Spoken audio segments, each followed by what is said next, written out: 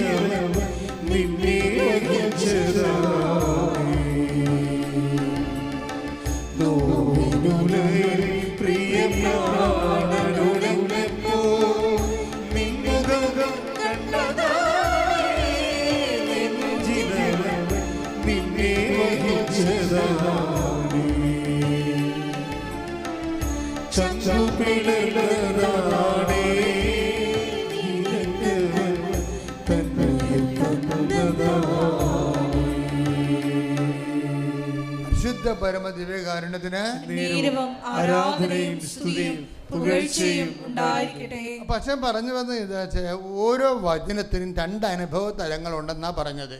ഒന്ന് അറിവിൻ്റെ തലം, രണ്ടാമത്തേത് എന്താണ്? ജ്ഞാനത്തിൻ്റെ തലം.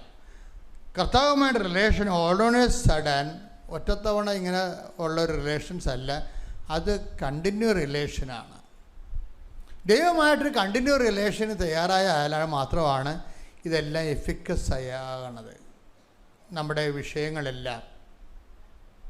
അല്ലാതെ നിങ്ങളൊരു ഇൻസിഡൻറ്റിന് വേണ്ടി തൽക്കാലം ഒരു വിഷയം ഉണ്ടായി, ഞാൻ അതിനെ ഉടമ്പടി എടുത്തു, ഉടമ്പടിക്കാലം കഴിയുമ്പോൾ നിങ്ങൾ നിങ്ങളുടെ രീതിയിൽ ജീവിക്കാമെന്ന് വിചാരിച്ചു കഴിഞ്ഞാൽ, കഴിഞ്ഞ ദിവസങ്ങളിൽ ഇവിടെ ഒരു സാക്ഷ്യം ഉണ്ടായി.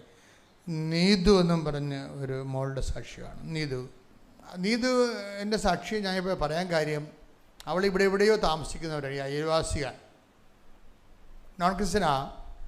അപ്പം നീതു സാക്ഷ്യം പറഞ്ഞ് അവസാനിപ്പിക്കുന്നത്, അതായത് നീതിൻ്റെ ആഗ്രഹങ്ങളൊക്കെ ഭയങ്കര ഈ ക്രിസ്തുവിനെ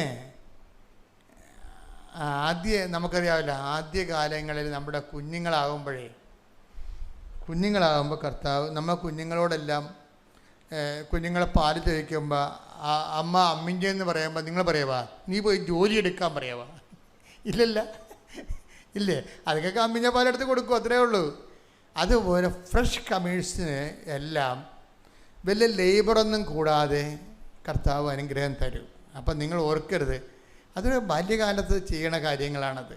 ബാല്യകാലങ്ങൾ നിങ്ങളെ വിശ്വാസത്തിലേക്ക് വരണ ഒരു ആദ്യകാലങ്ങളിൽ ദൈവം ചെയ്യുന്ന കുറേ ഇൻസെൻറ്റീവാണ്. ഇപ്പോൾ നമ്മളിപ്പോൾ 2ാം ക്ലാസ്സിലെ കുഞ്ഞുങ്ങൾ വന്നിട്ട് അമ്മ ചോറ് വേണമെന്ന് പറയുമ്പോൾ അപ്പൻ ജോലി എടുത്തിട്ടാണ് ചോറുണ്ടാക്കിയത്, നീയും പോയി ജോലി എടുക്കാൻ നമ്മൾ പറയത്തില്ല ഒരിക്കലും. അപ്പോൾ നമുക്ക് ടാക്സ് കുറവായിരിക്കും, കുഞ്ഞുങ്ങൾക്ക് ടാക്സ് കുറവായിരിക്കും, അല്ലേ? മുതിർന്നു വരുമ്പോഴാണ് അവർക്ക് ടാക്സ് വരണത്. അപ്പം അതുകൊണ്ട് നിങ്ങൾ ആരെങ്കിലും അക്രൈസ്തവ സഹോദരങ്ങൾ അനുഗ്രഹം കിട്ടിയെന്ന് വിചാരിച്ചു കഴിഞ്ഞാൽ നിങ്ങൾ ഓർക്കരുത് എല്ലാം കൊന്നും ഇങ്ങനെ ആയിരിക്കുമെന്ന് ഓർക്കരുത്. അത് നിങ്ങളോട് ദൈവം കാണിക്കുന്ന ഒരു കാരുണ്യമാണ്. പക്ഷെ നിങ്ങൾ മുതിർന്ന് വന്നു കഴിഞ്ഞാൽ സ്വാഭാവികമായും നിങ്ങൾ ആ വിശ്വാസത്തിൻ്റെ വില കൊടുക്കേണ്ടി വരും. ചില ആൾക്കാർ വിശ്വാസത്തിന് വില കൊടുക്കാൻ തയ്യാറാകും, സത്യസന്ധരാകും. ചില ആൾക്കാർ 4 കാലം വീണ് ഓടുകയും ചെയ്യും. അപ്പോൾ ഓടുന്നവരെ കർത്താവിനറിയാം. പക്ഷേ എന്ത് പ്രശ്നം, ഓടേണ്ടെന്നല്ല, അവർക്ക് അത്രയും ആംബിയർ ഉള്ളു. കാരണം വിശ്വാസ ജീവിതം പരിശോധിച്ചാൽ എല്ലാവരും വലിയ രാക്ഷസന്മാരായ അനുഗ്രഹത്തിൻ്റെ കൃപയുടെ രാജകുമാരന്മാരായി വന്ന ആൾക്കാരെല്ലാം ഒത്തിരി വില കൊടുത്തവരാണ്. കാര്യം ക്രിസ്തു വില കൊടുത്തതാണ്, അതുകൊണ്ടാണ് ക്രിസ്തു വില കൊടുത്തതാണ്. പക്ഷെ അത് മനസ്സിലാകണമെന്ന് നമുക്കില്ല. നമുക്ക് ഈ അനുഗ്രഹം മാത്രമല്ലേ മനസ്സിലാകത്തുള്ളൂ. അതിൻ്റെ ആ കൃപയുടെ സെക്ഷൻ വരുമ്പോൾ മാത്രമാണ് അത് ഈ നമ്മുടെ വചനത്തിൻ്റെ ആ അനുഗ്രഹത്തിൻ്റെ അറിവിൻ്റെ തലം കഴിഞ്ഞ് ജ്ഞാനത്തിൻ്റെ തലത്തിലേക്ക് വരും. ഈശോയുമായിട്ട് റിലേഷൻസ് ഒരു നീണ്ട റിലേഷൻസാണ്. അപ്പം അതുകൊണ്ട് തന്നെ അറിവിൻ്റെ തലം ആദ്യം കിട്ടും. അറിവ്, അനുഭവം, ബോധ്യം സാക്ഷ്യമായിട്ടൊക്കെ ആയിട്ട് പെട്ടെന്ന് കിട്ടും. പിന്നീട് ഒരു ജ്ഞാനതലം ഉണ്ടാവും. ജ്ഞാനതലം എന്ന് പറയണത് അത് എല്ലാവർക്കും ഉണ്ടാകത്തില്ല, നമ്മുടെ തീഷ്ണത പോലെ ഇരിക്കും. അറിവിൻ്റെ തലം കഴിഞ്ഞിട്ട് ചില ആൾക്കാർ 90 വയസ്സാകുന്ന സമയത്ത് തന്നെ അറിവിൽ തന്നെ കിടക്കത്തുള്ളൂ, ജ്ഞാന തലത്തിലോട്ട് കയറത്തില്ല. കാര്യം അവിടെ അത് ജ്ഞാനത്തിൻ്റെ തലം കൊടുക്കാനുള്ള വിശ്വാസത്തിൻ്റെ സ്ഥിരത അവിടെ ഇല്ലാത്തത് കൊണ്ടാണ് അവർക്ക് ആ അറിവ് തന്നെ കിട്ടിക്കൊണ്ടിരിക്കും. ഇപ്പം അത് കത്തോലിക്കയുടെ കൂട്ടത്തിലുണ്ട്, എല്ലാ ക്രിസ്ത്യാനികളുടെ കൂട്ടത്തിലുണ്ട്. ഈ 70 വയസ്സാകുമ്പോഴും അനുഗ്രഹം മാത്രം ദൈവത്തിൽ നിന്ന് ചോദിച്ചുകൊണ്ടിരിക്കണവർ. അത് കർത്താവിൻ്റെ ഒന്നും കിട്ടിയില്ലെങ്കിൽ അവർ മാതാവിൻ്റെ അടുത്ത് പോകും. മാതാവിൻ്റെ അടുത്തൊന്നും കിട്ടിയില്ലെങ്കിൽ അവരെന്ത് ചെയ്യും? അന്തോണിസിൻ്റെ അടുത്ത് പോകും. അന്തോണിസിൻ്റെ അടുത്തും കിട്ടിയില്ലെങ്കിൽ എന്ത് ചെയ്യും? ഞാൻ ഇപ്പം നിങ്ങൾ പറഞ്ഞാൽ വിശ്വസിക്കുമെന്ന് അറിയത്തില്ല, ഞാൻ തന്നെ ഓർത്തിട്ടുണ്ട്. ഞാൻ പണ്ട് കേട്ട ഒരു വിഷയമാണ്. അന്തോണിസിനൊക്കെ അവിടെ കയ്യിൽ നിന്ന് മാല മോഷണം പോയി. അപ്പം അത് അന്തോണിസ് പുണ്യാളൻ്റെ അടുത്ത് ഒരു നേർച്ച നേർന്ന്, മാല കിട്ടാൻ നേർന്നതല്ല, ഇവർക്ക് ജോത്സ്യൻ്റെ അടുത്ത് പോകണം. അതാണ് വിഷയം. ജോത്സ്യൻ്റെ അടുത്ത് പോകണം. ഇവർ ചെല്ലുമ്പോൾ ജോത്സ്യൻ അവിടെ ഉണ്ടാകാൻ വേണ്ടി അന്തോണിസ് പുണ്യാളൻ്റെ മുമ്പിൽ ഒരു നേർച്ച നേരും. എങ്ങനെയുണ്ട് പരിപാടി? അവിടെ മാലയാണ് പോയിരിക്കണത്. മാല പോയി അവർ ജോത്സ്യൻ്റെ അടുത്ത് പോവുകയാണ്. എവിടെയാണ് ആരാണ് കട്ടെന്ന് അറിയാൻ വേണ്ടി. ആ ജോത്സ്യൻ അവിടെ ഉണ്ടാകാൻ വേണ്ടി അന്തോണിസിൻ്റെ അടുത്ത് നേർച്ച നടത്തിരിക്കുകയാണ്. എങ്ങനെയുണ്ട് പരിപാടി? അപ്പം അതൊരു കാര്യമില്ല. അങ്ങനെ ഓരോ വകുപ്പാണല്ലോ ഇത്. 90 വയസ്സായാലും ബോധം ഉണ്ടാകത്തില്ല. അതുകൊണ്ട് എപ്പോഴും ദൈവം ചെയ്യണമെന്ന് വെച്ച് കഴിഞ്ഞാൽ ഒരു പരിധി കഴിഞ്ഞാൽ പിന്നീട് നിങ്ങൾ പറയും, നിങ്ങൾ വിശ്വസിക്കുന്നതിന് നിങ്ങൾ ടാക്സ് ചെയ്യും. അപ്പോൾ സത്യസന്ധമായിട്ട് ദൈവത്തെ അന്വേഷിക്കുന്നവരെ കർത്താവ് നൽകുന്ന സഹനത്തെ സന്തോഷം സ്വീകരിച്ചുകൊണ്ട് അപ്പോഴും സാക്ഷിയായിക്കൊണ്ട് മുന്നേറാൻ വേണ്ടി നോക്കുമ്പോൾ ദൈവം മനസ്സിലാകും. ഈശോ പറയും എന്താണ്? ഞാൻ തിരഞ്ഞെടുത്തവരെ എനിക്ക് അറിയാം. അപ്പം അറിയാൻ പാടില്ലാത്തവരുണ്ടെന്ന് തന്നെ അർത്ഥം. അപ്പം അറിയാൻ പാടില്ലാത്ത take the bed of God, ഞാൻ തിരഞ്ഞെടുത്തവർ എനിക്കറിയാം. ശ്രുതികട്ടെ ഹല്ലേലൂയ ഹല്ലേലൂയ ഹല്ലേലൂയ. യേശുവേ നന്ദി, ഹല്ലേലൂയ ഹല്ലേലൂയ. യേശുവേ സ്തുതി, ഹല്ലേലൂയ ഹല്ലേലൂയ ഹല്ലേലൂയ. യേശുവേ ആരാധന ആരാധന ആരാധന. യേശുവേ നന്ദി, മഹത്വം മഹത്വം മഹത്വം മഹത്വം. ഹല്ലേലൂയ ഹല്ലേലൂയ ഹല്ലേലൂയ ഹല്ലേലൂയ ഹല്ലേലൂയ. യേശുവേ നന്ദി, ഹല്ലേലൂയ ഹല്ലേലൂയ ഹല്ലേലൂയ ഹല്ലേലൂയ. ചന്ദ്രു പിളർന്നതാണേ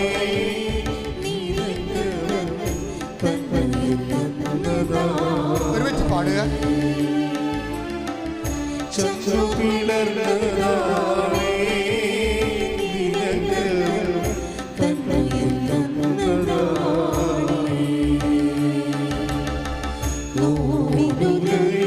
പ്രിയ പ്രാണനുരഞ്ഞപ്പോ നിന്നുകം കണ്ടതാണേ നെഞ്ചിലവൻ നിന്നെ വഹിച്ചതാ.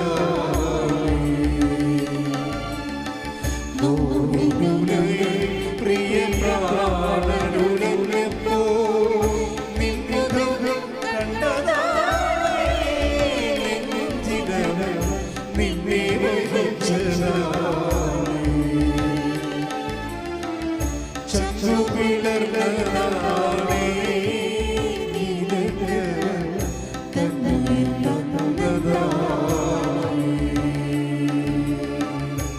യോഹന്നാൻ 13:18.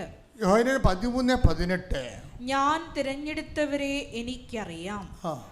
പറഞ്ഞേ, ഞാൻ തിരഞ്ഞെടുത്തവരെ എനിക്കറിയാം. അപ്പം ഇത് അറിവ് പെട്ടെന്ന് നമുക്ക് കേൾക്കുമ്പോൾ എന്ത് വരും? ഞാൻ തിരഞ്ഞെടുത്തവരെ ഈശോയ്ക്കറിയാം. അതിൻ്റെ ജ്ഞാനം എന്താണ്? ഈശോയ്ക്ക് അറിയാൻ പാടില്ലാത്ത ആൾക്കാരും ഉണ്ട്. അതാണ് വിഷയം. 10, 30, 40, 50, 90 കൊല്ലമായിട്ട് ക്രിസ്ത്യാനിയുടെ വിഷം കെട്ടി നടക്കുകയാണ്. പക്ഷേ പ്രശ്നം എന്താ? പുസ്തകത്തെ പേരില്ല. എന്താണ്? ഞാൻ തിരഞ്ഞെടുത്തവരെ എനിക്കറിയാമെന്ന് പറഞ്ഞാൽ അത് അറിവാണ്. ജ്ഞാനം എന്താണ്?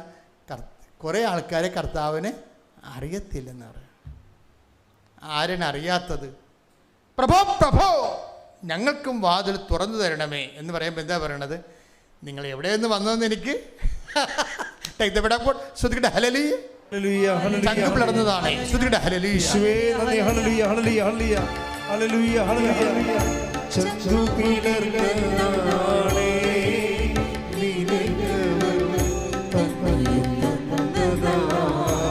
സന്തോഷത്തോടെ വിശ്വാസത്തോടെ ചന്ദ്രു പിളർന്നതാണേ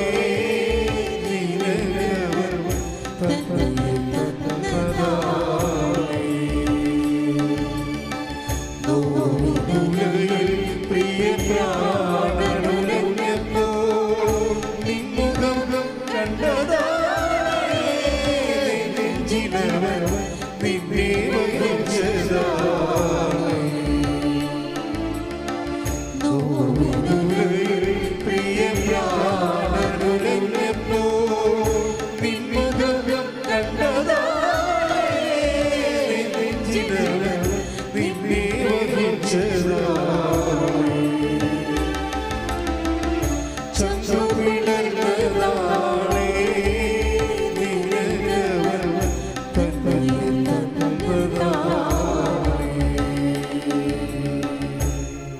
പരിശുദ്ധ അമ്മ മാതാവിനും തിരുക്കുമാരനും ഞാനും എൻ്റെ കുടുംബം മുഴുവൻ നന്ദി പറയുന്നു. എൻ്റെ പേര് ജിൻസി, ഇതെൻ്റെ ഭർത്താവ് ജോഷി, ഇതെൻ്റെ മൂത്ത മകൻ ജോൺ, ഇത് ജെറോം. 13/3/2021 ഞാൻ ആദ്യമായിട്ട് ഉടമ്പടി എടുത്തത്. അതിനു മുമ്പ് 1 മാസം മുമ്പ് ഓൺലൈനായിട്ട് ഞാൻ ഉടമ്പടി എടുത്തിരുന്നു. അത് കഴിഞ്ഞ ശേഷം ഞാൻ കൃപാസനെ കുറിച്ച് ആദ്യമായി കേട്ടത് എൻ്റെ അടുത്തുള്ളൊരു ലാറ്റിൻ ചർച്ചിൽ നിന്ന് ഒരു ബസ് പോകുന്നത് അറിഞ്ഞിട്ടാണ്. പക്ഷെ അന്ന് എനിക്ക് വരാൻ സാധിച്ചിരുന്നില്ല. എങ്കിലും മറ്റുള്ളവരിൽ നിന്ന് ഞാൻ ഉടമ്പടിയെക്കുറിച്ച് അറിഞ്ഞു. അപ്പോൾ ആദ്യമായിട്ട് ഞാൻ അറിഞ്ഞതെന്ന് വെച്ചാൽ 6 നിയോഗങ്ങൾ നമ്മൾക്ക് വെച്ച് കഴിഞ്ഞാൽ പെട്ടെന്ന് സാധിച്ചു കിട്ടും എന്നാണ് എന്നെ സ്ട്രൈക്ക് ചെയ്തൊരു കാര്യം. അങ്ങനെ ഞാനും തീരുമാനിച്ചു ഉടമ്പടി എടുക്കാം. അങ്ങനെ അത് കഴിഞ്ഞ് ഡീറ്റെയിൽ ആയിട്ട് അന്വേഷിച്ച് നോക്കിയപ്പോൾ 6 നിബന്ധനകൾ ഉണ്ടെന്ന് മനസ്സിലായി. അപ്പോൾ അത് കേട്ടപ്പോൾ എനിക്ക് പേടിയായി. ഇത് ചിലപ്പോൾ എന്നെ കൊണ്ട് പറ്റിയില്ലെങ്കിലോ എന്ന് വെച്ചിട്ട് ഞാൻ കുറച്ച് നാളത് ഇങ്ങനെ ഉടമ്പടി എടുക്കാതിരുന്നു. അതിനുശേഷം ഞാൻ വീണ്ടും പ്രാർത്ഥിച്ചു. ഇപ്പോൾ വീട്ടിലെ സാഹചര്യങ്ങളൊക്കെ ഇത്തിരി പ്രതികൂലമായപ്പോൾ ഉടമ്പടി അല്ലാതെ മറ്റു വഴിയില്ലെന്ന് എനിക്ക് മനസ്സിലായി. അത് ഞാൻ ഈശോയോട് പ്രാർത്ഥിച്ചു. അപ്പോൾ എനിക്ക് പ്രാർത്ഥിക്കുന്ന സമയത്ത് ഇങ്ങനെ വചനങ്ങളൊക്കെ കിട്ടാറുണ്ടായിരുന്നു. അങ്ങനെ ഞാൻ പ്രാർത്ഥിച്ച സമയത്ത് എനിക്ക് കിട്ടിയൊരു വചനമാണ് യോഹന്നാൻ 2-ാം അധ്യായം 5-ാമത്തെ വാക്യം. അപ്പം ഞാനത് വായിച്ചു നോക്കിയപ്പോൾ എനിക്കൊന്നും മനസ്സിലായില്ല. അപ്പോൾ അതിൽ പറഞ്ഞിരിക്കുന്നത് പരിശുദ്ധ അമ്മ പരിചാരകരോട് പറഞ്ഞു, നിങ്ങൾ ഈശോ പറയുന്നത് നിങ്ങൾ ചെയ്യുവിൻ എന്ന് പറഞ്ഞു. അപ്പോൾ എനിക്ക് ഒന്നും മനസ്സിലായില്ല.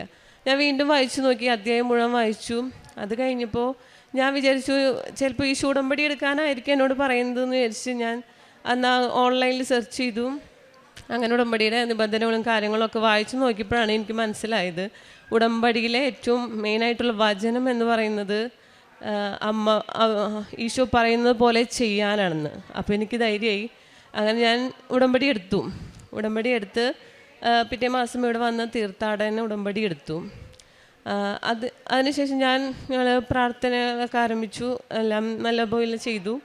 അപ്പോൾ ആ സമയത്ത് എൻ്റെ ഹസ്ബൻഡിനെന്ന് വെച്ചിട്ടുണ്ടെങ്കിൽ ഒരു 10-20 വർഷത്തോളമായി ആൾക്ക് അലർജി രോഗം ഉണ്ടായിരുന്നു.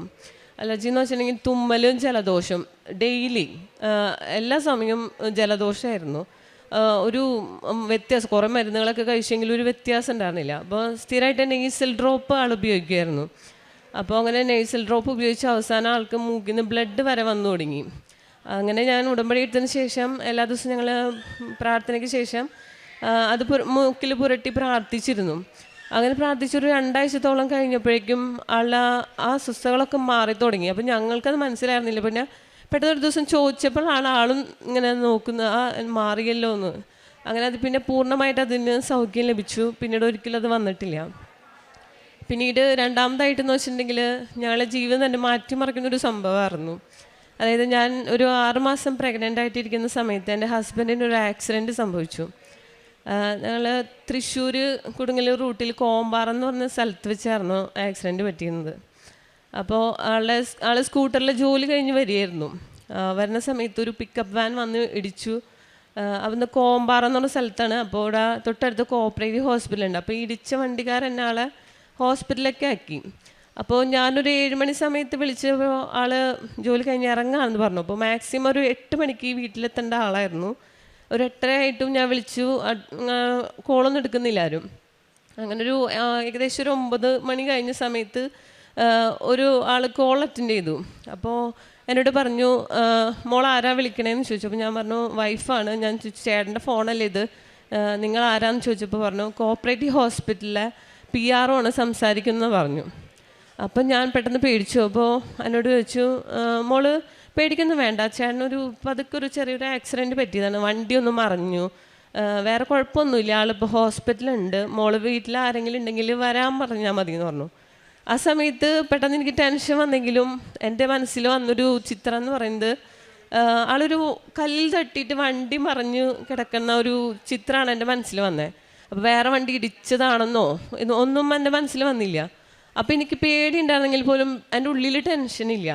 അപ്പോൾ ഞാൻ മാതാവിൻ്റെ ലോക്കറ്റ് പിടിച്ചിരുന്ന് കരയുന്നുണ്ട്. അപ്പോൾ എനിക്ക് പേടിക്കേണ്ട ഒരു ഇത് മാതാവ് എനിക്ക് വരുത്തിയില്ല. അപ്പോൾ ഞാൻ വളരെ കൂളായിട്ട് ഇങ്ങനെ കരയുന്നുണ്ടെങ്കിലും എൻ്റെ ഉള്ളിൽ ഭയങ്കര ഒരു ധൈര്യം മാതാവ് തന്നു ആ സമയത്ത്. അങ്ങനെ ആൾ പറഞ്ഞു വീട്ടിൽ ആരെങ്കിലും ഉണ്ടെങ്കിൽ അവരുടെ കയ്യിൽ ഫോൺ കൊടുക്കാൻ പറഞ്ഞു. അപ്പോൾ എൻ്റെ അമ്മ ഉണ്ടായിരുന്നു, അമ്മയുടെ കയ്യിൽ ഫോൺ കൊടുത്തു. അപ്പോൾ അമ്മേനോട് ആൾ ഡീറ്റെയിൽ ആയിട്ട് പറഞ്ഞു, ആളുടെ അവസ്ഥ വളരെ മോശമാണ്, എത്രയും പെട്ടെന്ന് നിങ്ങൾ ആരെങ്കിലും അവിടെ നിന്ന് അയക്കണം എന്ന് പറഞ്ഞു. അങ്ങനെ അമ്മ ആകെ പേടിച്ചു. പക്ഷെ അമ്മയ്ക്ക് പേടി എന്നെ കാണിക്കാനും പറ്റില്ല. അമ്മ വേഗം പേടിച്ചിട്ട് എന്നോട് തന്നെ പറഞ്ഞു, അമ്മ മോള് ഒരു കാര്യം ആരെങ്കിലുമൊക്കെ വിളിച്ച് പറയുമെന്ന് പറഞ്ഞു. അപ്പം അങ്ങനെ ഞാൻ എൻ്റെ ചേച്ചിയുടെ ഹസ്ബൻഡിനെയും ചേട്ടൻ്റെ അനിയനൊക്കെ വിളിച്ച് പറഞ്ഞു. അങ്ങനെ അവർ അവിടെ എത്തിയപ്പോൾ ആളുടെ അവസ്ഥ എന്ന് പറഞ്ഞാൽ MRIയും CT സ്കാനൊക്കെ ചെയ്തപ്പോൾ ആളുടെ തലയിൽ വെയിൻ പൊട്ടിയിട്ടുണ്ട്, നട്ടെല്ലിനും ക്ഷതങ്ങളുണ്ട്. അപ്പോൾ അവിടെ ന്യൂറോ സർജൻ ഇല്ലാത്ത കാരണം എത്ര വേഗം ഷിഫ്റ്റ് ചെയ്യാൻ പറഞ്ഞു അവർ. തൃശ്ശൂരുള്ള ഏതെങ്കിലും ഹോസ്പിറ്റലിലേക്ക് നിങ്ങൾ ഷിഫ്റ്റ് ചെയ്യാൻ പറഞ്ഞു. അങ്ങനെ ചേട്ടൻ്റെ ഒരു കൂട്ടുകാരൻ ഒരു ഡോക്ടർ ഉണ്ടായിരുന്നു. അപ്പോൾ ആളുടെ നിർദ്ദേശപ്രകാരം ഞങ്ങൾ ജൂബിലി മിഷനിലേക്ക് കൊണ്ടുപോകാമെന്ന് തീരുമാനിച്ചു. അപ്പോൾ ഇവർ സമയത്ത് എന്നെ ഒന്നും ഇവർ അറിയിച്ചിരുന്നില്ല. ഞാനിങ്ങനെ ഒരു ധൈര്യത്തിൽ മാതാവ് ഉണ്ടല്ലോ എന്നൊരു ധൈര്യത്തിൽ ഞാനങ്ങനെ പിടിച്ച് നിൽക്കുകയാണ്. അങ്ങനെ ഇവർ ജൂബിലി മിഷനിൽ കൊണ്ടുപോയി. ആ സമയത്ത് അവിടെ ന്യൂറോ സർജൻ മാത്രമേ ഉണ്ടായിരുന്നുള്ളൂ, ജൂനിയർ ഡോക്ടറുടെ ഉണ്ടായിരുന്നുള്ളൂ. അപ്പോൾ ആ ഡോക്ടർ നോക്കിയിട്ട് പറഞ്ഞു, ആൾക്ക് വലിയ സ്കോപ്പൊന്നും തോന്നുന്നില്ല, കാരണം ആളുടെ കണ്ണിലേക്ക് ടോർച്ചൊന്നും അടിച്ചിട്ടൊരു റിയാക്ഷനൊന്നും കാണുന്നില്ല ആൾക്ക്. അപ്പോൾ ഏതായാലും മെയിൻ ഡോക്ടർ നാളെ കാലത്ത് വരും, അപ്പോൾ പറയാം എന്ന് പറഞ്ഞിട്ട് അവർ വെന്റിലേറ്ററിലാക്കി. അത് കഴിഞ്ഞ് എന്നോട് എൻ്റെ ചേച്ചിക്ക് ഇവർക്കൊക്കെ പറയണമെന്നുണ്ട്, പ്രാർത്ഥിക്കാൻ പറയണമെന്നുണ്ട്, കാരണം ഞാൻ മാത്രം അന്ന് ഉടമ്പടി എടുത്തിട്ടുള്ളൂ. അപ്പോൾ ഇവർ എന്നോട് പറഞ്ഞു, ചേട്ടൻ ഉറങ്ങിയാണ്, നീ ഒരു കാര്യം ചെയ്യുക, ഉറക്കത്തിൽ നിന്ന് എണീക്കണില്ല, ഉറക്കത്തിന് തെളിയാനായിട്ട് ബോധം വരാനായിട്ടൊന്ന് പ്രാർത്ഥിക്കുമെന്ന് പറഞ്ഞു. അപ്പം ഞാൻ വിചാരിച്ചു ക്ഷീണം കൊണ്ട് ഉറങ്ങിയായിരിക്കും, രാത്രി സമയമാണല്ലോ. അപ്പോൾ അങ്ങനെ വിചാരിച്ച് ഞാൻ എന്ത് ചെയ്തു, മാതാവിൻ്റെ ലോക്കറ്റൊക്കെ പിടിച്ചിട്ട് പ്രത്യക്ഷീകരണ പ്രാർത്ഥന മാത്രമേ എനിക്ക് ചെയ്യാൻ പറ്റുന്നുണ്ടായുള്ളൂ. അപ്പോൾ അങ്ങനെ പ്രത്യക്ഷീകരണ പ്രാർത്ഥന മുഴുവൻ നേരം ചൊല്ലി. പിന്നെ തൈലുണ്ടായിരുന്നു, അപ്പോൾ അത് ഞാൻ എൻ്റെ നെറ്റിയിൽ പെരട്ടിയിട്ട്, ചേട്ടൻ്റെ നെറ്റിയാണെന്ന് വിചാരിച്ചിട്ട് എൻ്റെ നെറ്റിയിൽ പെരട്ടി. എന്നിട്ട് ഞാൻ പറഞ്ഞു, എൻ്റെ മാതാവേ, നാളെ കാലത്താവുമ്പോഴേക്കും എൻ്റെ ചേട്ടൻ ഓർമ്മ വരണം കേട്ടോ എന്ന് പറഞ്ഞു. ആൾ ഉറക്കത്തിൽ നിന്ന് എണീക്കണം എന്ന് പറഞ്ഞു. അങ്ങനെ അത് പറഞ്ഞിട്ട് പിന്നെ അതിൻ്റെ കൂടെ ഒരു കാര്യം കൂടി ഞാൻ കൂട്ടി പറഞ്ഞു. എന്ന് വെച്ചാൽ ഒരു സ്റ്റിച്ചിൻ്റെ പാട് പോലും ഇല്ലാണ്ട് എൻ്റെ ചേട്ടൻ രക്ഷപ്പെടണം എന്നാണ് ഞാൻ പറഞ്ഞത്. എനിക്ക് ആളെ കുറിച്ച് ഡീറ്റെയിൽ ആയിട്ടൊന്നും അറിയില്ല, ഇങ്ങനെ എത്ര വലിയ കുഴപ്പങ്ങളൊക്കെ ഉണ്ടെന്നൊന്നും അറിയില്ലായിരുന്നു. പക്ഷെ എൻ്റെ വായിൽ ആ സമയത്ത് വന്നൊരു കാര്യമാണ്, ഇങ്ങനെ ഒരു സ്റ്റിച്ചിൻ്റെ പോലും പാടില്ലാണ്ട് വന്നു കഴിഞ്ഞാൽ മാതാവിൻ്റെ അടുത്ത് ഞാൻ സാക്ഷ്യപ്പെടുത്തിക്കോളാമെന്ന്. അങ്ങനെ പറഞ്ഞ് പിറ്റേ ദിവസം കാലത്തായപ്പോൾ ആൾക്ക് ഓർമ്മ വന്നു. അപ്പോൾ ഡോക്ടർ തലേദിവസം പറഞ്ഞിട്ടുണ്ടായിരുന്നു, ഇനിയിപ്പോൾ ആൾക്ക് ഓർമ്മ കിട്ടിയാൽ തന്നെ കഴിഞ്ഞ കാര്യങ്ങളൊന്നും ഓർമ്മയുണ്ടാവില്ല, ഇപ്പം നടക്കുന്ന സംഭവങ്ങൾ മാത്രമേ ആൾക്ക് ഓർമ്മയുണ്ടാവുള്ളൂ. പിന്നെ ആൾക്ക് തലയിൽ ഒരു വെയിൻ പൊട്ടിയിട്ടുള്ളത് കാരണം തലയിലും ഓപ്പറേഷൻ വേണം, നട്ടെല്ലിന് പരിക്കുള്ളതുകൊണ്ട് അവിടെയും ഓപ്പറേഷനൊക്കെ വേണ്ടി വരും എന്ന് പറഞ്ഞിരുന്നു. അങ്ങനെ കാലത്ത് ഓർമ്മ വീണപ്പോൾ ഡോക്ടർമാർ ആളോട് ഡീറ്റെയിൽസൊക്കെ ചോദിച്ചു, പേഴ്സണൽ ഡീറ്റെയിൽസൊക്കെ ചോദിച്ചു. അപ്പോൾ ആൾ ഒരു കുഴപ്പമില്ലാണ്ട് എല്ലാ ഡീറ്റെയിൽസും ആളുടെ പറഞ്ഞു. അത് കഴിഞ്ഞിട്ട് അനീത്തിയുടെ ഹസ്ബൻഡ് അവിടെ ഉണ്ടായിരുന്നു ഹോസ്പിറ്റലിൽ. അപ്പോൾ ആളെ കാണിച്ചു കൊടുത്തപ്പോൾ ആളെയും ഐഡൻറ്റിഫൈ ചെയ്തു. അപ്പോൾ ഡോക്ടർ പറഞ്ഞു, ഓർമ്മയ്ക്കൊന്നും പ്രശ്നമില്ല ആൾക്ക് എന്ന് പറഞ്ഞു. അപ്പോൾ തന്നെ ആളെ വെന്റിലേറ്ററിൽ മാറ്റി. അതായത് ഡോക്ടർ പറഞ്ഞു, ഒരു മാസമെങ്കിലും നമുക്ക് ഇവിടെ ഹോസ്പിറ്റലിൽ നിൽക്കേണ്ടി വരും എന്ന് പറഞ്ഞിരുന്നത്. അത് കഴിഞ്ഞ് പിന്നെ ആളുടെ റിക്കവറിയൊക്കെ പെട്ടെന്നായി. അങ്ങനെ ഡോക്ടർ പിന്നെ പറഞ്ഞിരുന്ന സർജറികളൊക്കെ മാറ്റി, തലയിൽ ബ്ലഡ് ക്ലോട്ടായതൊക്കെ നമുക്ക് മരുന്ന് മാത്രം മതി എന്ന് പറഞ്ഞു. അങ്ങനെ ആ സർജറി മാറി. പിന്നെ തണ്ടലുണ്ടായിരുന്നത് ഒരു സ്ക്രാച്ചാണ്, അപ്പോൾ അത് ഓപ്പറേഷൻ ചെയ്താലും വലിയ വ്യത്യാസമൊന്നും വരാനില്ല, അപ്പോൾ അതുകൊണ്ട് ബെഡ് റെസ്റ്റ് മാത്രം മതി എന്ന് പറഞ്ഞ് ആ ഓപ്പറേഷനുകളും മാറ്റി. അങ്ങനെ 5 ദിവസം കൊണ്ട് അവിടെ ഹോസ്പിറ്റലിൽ നിന്ന് ആളെ ഡിസ്ചാർജ് ചെയ്തു. അപ്പോൾ ഡോക്ടർ പറഞ്ഞു, ഒരു 3 മാസം നിങ്ങൾ ബെഡ് റെസ്റ്റ് എടുക്കണം എന്ന് പറഞ്ഞു. അങ്ങനെ 3 മാസം ഒരു ബെഡ് റെസ്റ്റ് മാത്രം 6 ആഴ്ച ഒരു ബെഡ് റെസ്റ്റ് മാത്രമേ ആൾക്ക് ഉണ്ടായിരുന്നുള്ളൂ. അത് കഴിഞ്ഞ ആൾ തിരിച്ച് വീട്ടിലേക്ക് വന്നു. അപ്പോൾ ആ സമയത്ത് ഞാൻ 7 മാസത്തിലേക്ക് കടന്നു എൻ്റെ പ്രഗ്നൻസി. അങ്ങനെ അപ്പോൾ ആൾ വീട്ടിൽ വന്നപ്പോൾ നടക്കാനൊക്കെ ഇത്തിരി പ്രയാസം ഉണ്ടായിരുന്നു. അപ്പോൾ ഞാൻ ആളെ ഹെൽപ്പ് ചെയ്യും. അങ്ങനെ അപ്പോൾ ആളുടെ കൂടെ ബാത്റൂമിൽ പോകാനൊക്കെ ആയിട്ട് ഹെൽപ്പ് ചെയ്ത് ആളുടെ കൂടെ ഇങ്ങനെ കണ്ടിന്യൂസ് ആയിട്ട് നടന്ന് എനിക്ക് കുറച്ച് കഴിഞ്ഞപ്പോൾ എനിക്ക് വെള്ളം പോക്ക് തുടങ്ങി, ഇങ്ങനെ ഡിസ്ചാർജ് വരാൻ തുടങ്ങി. അപ്പോൾ 2-3 പ്രാവശ്യമായിട്ട് ഇങ്ങനെ ഡിസ്ചാർജ് പോയിക്കൊണ്ടിരിക്കണം. അപ്പോൾ എല്ലാവരും പറഞ്ഞു ഹോസ്പിറ്റലിൽ കാണിക്കുന്നതായിരിക്കും നല്ലതെന്ന് പറഞ്ഞ് അപ്പോൾ ഞാൻ ഹോസ്പിറ്റലിൽ പോയി, ഞാൻ അമ്മയും കൂടെ പോയി. ഹോസ്പിറ്റലിൽ ചെന്ന സമയത്ത് ഡോക്ടർ പറഞ്ഞു, എന്തായാലും വന്നല്ലേ സ്കാനിങ് കഴിഞ്ഞിട്ട് പോയാൽ മതി, എങ്ങനെ എന്താ ഡിസ്ചാർജ് പോണേന്ന് നമുക്ക് നോക്കാമെന്ന് പറഞ്ഞു. അങ്ങനെ എന്നെ പിറ്റേ ദിവസം സ്കാൻ ചെയ്തു. അപ്പോൾ സ്കാനിങ് ചെയ്തപ്പോൾ വേറെ ബേബിക്ക് പ്രശ്നങ്ങളൊന്നുമില്ല, ഇനിയും പോകണമെങ്കിൽ മാത്രം ഇവിടെ നിന്നാൽ മതി, അല്ലെങ്കിൽ മോള് പൊക്കോ എന്ന് പറഞ്ഞു. അങ്ങനെ അന്ന് വൈകുന്നേരം ഇപ്പോൾ വീണ്ടും എനിക്ക് ഡിസ്ചാർജ് പോയി തുടങ്ങി. അപ്പോൾ ഡോക്ടറോട് ഇനിയിപ്പോൾ മോള് പോകണ്ട, എന്തായാലും നമുക്കൊരു കാര്യം ചെയ്യാം ഇവിടെ നമുക്ക്. അപ്പോൾ ഡോക്ടറുടെ ഒരു മനസ്സിലെന്ന് വെച്ചാൽ ഇപ്പോൾ തന്നെ എൻ്റെ സിസേറിയൻ ചെയ്യേണ്ട ഒരു അവസ്ഥയാണ് എനിക്കുണ്ടായിരുന്നത്. ഡോക്ടർ എന്നോടൊന്നും പറഞ്ഞില്ല. ഡോക്ടറിൻ്റെ മോളൊരു കാര്യം ചെയ്യും, നമ്മൾ ഹോസ്പിറ്റലിൽ ഇങ്ങനെ ഇപ്പോൾ NICUവിൽ അധികം സൗകര്യങ്ങളൊന്നുമില്ല. അപ്പോൾ ബേബി പെട്ടെന്ന് തന്നെ ഉണ്ടായിക്കഴിഞ്ഞാൽ നമുക്കിവിടെ കിടത്താൻ പറ്റില്ല. അപ്പോൾ മോൾ തൊട്ടടുത്തുള്ളൊരു ക്രാഫ്റ്റ് ഹോസ്പിറ്റൽ, കൊടുങ്ങല്ലൂരുള്ള ഒരു ക്രാഫ്റ്റ് ഹോസ്പിറ്റലിലേക്ക് മാറിക്കോളാൻ പറഞ്ഞു. അങ്ങനെ ആ രാത്രി തന്നെ എന്നെ അമ്മയും ബില്ല് പോലും അടയ്ക്കാണ്ട് തൊട്ടടുത്തുള്ള ക്രാഫ്റ്റ് ഹോസ്പിറ്റലിലേക്ക് അവർ മാറ്റി. അപ്പോൾ ബില്ലൊന്നും അടയ്ക്കാൻ നിൽക്കണ്ട, ഇത്തിരി സീരിയസ് ആണ്, മോൾ വേഗം പൊക്കോ എന്ന് പറഞ്ഞു. ആ സമയത്തും ഞാൻ മാതാവിൻ്റെ ലോക്കറ്റ് എൻ്റെ കയ്യിലുണ്ട്. ഞാൻ ലോക്കറ്റ് പിടിച്ച്, മാതാവേ നേരത്തെ തന്നെ ബേബി ഉണ്ടായി കഴിഞ്ഞാൽ പിന്നെ NICU ഒക്കെ ആയിട്ട് ഒരുപാട് പൈസ വേണ്ടി വരും. അപ്പോൾ ഹസ്ബൻഡിൻ്റെ ഒരു ഇത് കഴിഞ്ഞിട്ടേ ഉള്ളൂ. അപ്പോൾ അങ്ങനെ ബേബി ഉണ്ടായി കഴിഞ്ഞാലും പ്രശ്നമാണ്. അങ്ങനെ മാതാവിനോട് പ്രാർത്ഥിച്ചു, മാതാവേ അമ്മ ഉണ്ണീശയെ പ്രസവിക്കാൻ കാലമായപ്പോഴാണ് ഉണ്ണിയെ പ്രസവിച്ചതെന്ന് പറഞ്ഞിട്ടുണ്ടല്ലോ. അപ്പോൾ അതുപോലെ എനിക്കും മാസം തികഞ്ഞ് തന്നെ പ്രസവിക്കണം എന്ന് അമ്മയോട് ഞാൻ പറഞ്ഞു. അങ്ങനെ എന്നെ അവിടെ ക്രാഫ്റ്റ് ഹോസ്പിറ്റലിൽ അഡ്മിറ്റ് ചെയ്തു. അങ്ങനെ എൻ്റെ ഈ വെള്ളം ടെസ്റ്റ് ചെയ്തു. ടെസ്റ്റ് ചെയ്തപ്പോൾ അവർ പറഞ്ഞു കുഴപ്പമൊന്നുമില്ല, അത് അമ്നോട്ടിക് ഫ്ലൂയിഡൊന്നുമല്ല, വജൈനയിൽ നിന്നുള്ളൊരു വേസ്റ്റ് വാട്ടറാണ്, അപ്പോൾ അതുകൊണ്ട് പേടിക്കാനൊന്നുമില്ല, നമുക്ക് പെട്ടെന്ന് സിസേറിയൻ്റെ ആവശ്യമൊന്നുമില്ല എന്ന് പറഞ്ഞു. അങ്ങനെ അവർ വീണ്ടും എന്നെ അനോമിനൽ സ്കാൻ ചെയ്തു. ആ സമയത്ത് ഡോക്ടർ എന്നോട് പറഞ്ഞു മോൾക്ക് അമ്നോട്ടിക് ഫ്ലൂയിഡ് കൂടുതലായിട്ടാണ് കാണുന്നത്, സാധാരണ നോർമലിനേക്കാളും വളരെ കൂടുതലാണ്. അപ്പോൾ 2 പോസിബിലിറ്റിയാണുള്ളത്. ഒന്നെന്ന് വെച്ചാൽ കുട്ടിക്ക് ഷുഗർ ഉണ്ടായിരിക്കും, അല്ലെങ്കിൽ മുറിച്ചുണ്ടുണ്ടായിരിക്കും എന്ന് പറഞ്ഞു. അങ്ങനെ ഈ മുറിച്ചുണ്ട് എന്നുള്ള കാര്യം ഞാൻ കേട്ടില്ല, ഷുഗർ മാത്രമേ ഞാൻ കേട്ടുള്ളൂ. അപ്പം ഞാൻ വിചാരിച്ചു ഷുഗർ അല്ലേ, കുറച്ച് കഴിയുമ്പോൾ മരുന്നൊക്കെ കൊടുത്താൽ മാറുന്നതേ ഉള്ളൂ എന്നുള്ളൊരു ഇതായി. ഈ മുറിച്ചുണ്ടിൻ്റെ കാര്യം ഞാൻ കേട്ടില്ല. അപ്പോൾ എനിക്ക് അതിനെക്കുറിച്ചൊരു ഞാൻ കേൾക്കാത്തതുകൊണ്ട് തന്നെ എനിക്ക് അതിനെക്കുറിച്ച് ടെൻഷൻ ഉണ്ടായില്ല. ഷുഗർ കുഴപ്പമില്ല എന്നുള്ളൊരു രീതിയിൽ ആ സമയത്തും മാതാവ് എന്നെ പ്രൊട്ടക്റ്റ് ചെയ്തു. അങ്ങനെ വീണ്ടും എൻ്റെ ഷുഗർ ടെസ്റ്റ് ചെയ്തു. ഷുഗർ ടെസ്റ്റ് ചെയ്തപ്പോൾ കുഴപ്പമില്ല, നോർമലാണ്. പിന്നെ ഒരു പോസിബിലിറ്റി ഉള്ളതെന്ന് പറഞ്ഞാൽ മുറിച്ചുകൊണ്ടാണ്. അപ്പോൾ ഡോക്ടർ അനോമൽ സ്കാൻ ചെയ്യണ സമയത്ത് ആ ഡോക്ടർ എൻ്റെ മുഖത്ത് നോക്കി പറഞ്ഞു, ഇനി കുട്ടിക്ക് എന്ത് വൈകല്യങ്ങളുണ്ടെങ്കിലും ഞങ്ങൾ ഉത്തരവാദിയല്ല, നേരത്തെ നിങ്ങൾ ചെയ്ത ഹോസ്പിറ്റലിൽ പറയേണ്ടതായിരുന്നു, അവർ പറഞ്ഞിട്ടില്ല, അപ്പം അതുകൊണ്ട് ഞങ്ങൾ ഉത്തരവാദിയല്ല എന്ന് മാത്രം അവർ പറഞ്ഞു. അപ്പോഴും ഞാൻ മാതാവിനോട് ഇങ്ങനെ കുരിശ് വരച്ചിട്ട് ഞാൻ പറഞ്ഞു, മാതാവേ കുഴപ്പമൊന്നും ഉണ്ടാവല്ലേ. പക്ഷേ ഇങ്ങനെ മുറിച്ചുകൊണ്ടിൻ്റെ കാര്യം എനിക്ക് അറിയാത്തതുകൊണ്ട് ഞാൻ അതൊന്നും പറഞ്ഞില്ല, ജസ്റ്റ് കുഴപ്പമൊന്നും ഉണ്ടാവല്ലേ എന്ന് പറഞ്ഞ് പ്രാർത്ഥിച്ചു. അങ്ങനെ എന്നെ ഡോക്ടർ അവിടെ നിന്ന് ഡിസ്ചാർജ് ചെയ്തു. അത് കഴിഞ്ഞിട്ട് 2 ആഴ്ച കഴിഞ്ഞിട്ട് വീണ്ടും സ്കാനിങ്ങിന് വരാൻ പറഞ്ഞു. അങ്ങനെ സ്കാനിങ്ങിന് ചെന്നപ്പോൾ ഫ്ലൂയിഡൊക്കെ നോക്കിയപ്പോൾ സ്കാനിങ്ങിൽ ഫ്ലൂയിഡ് നോർമലായി, സാധാരണ ഒരു ആൾക്കുണ്ടാവുന്ന ഫ്ലൂയിഡ് മാത്രമായി എനിക്ക്. അങ്ങനെ അത് മാതാവ് വീണ്ടും എന്നെ രക്ഷിച്ചു. അപ്പോൾ സ്കാനിങ്ങിന് മുമ്പായിട്ട് ഞാൻ തൈല പറ്റി പ്രാർത്ഥിച്ചിട്ടുണ്ടായിരുന്നു, മാതാവിൻ്റെ ലോക്കറ്റ് എൻ്റെ കയ്യിലുണ്ടായിരുന്നു. അപ്പം അങ്ങനെ ആ ഫ്ലൂയിഡിൻ്റെ കാര്യം നോർമലായി.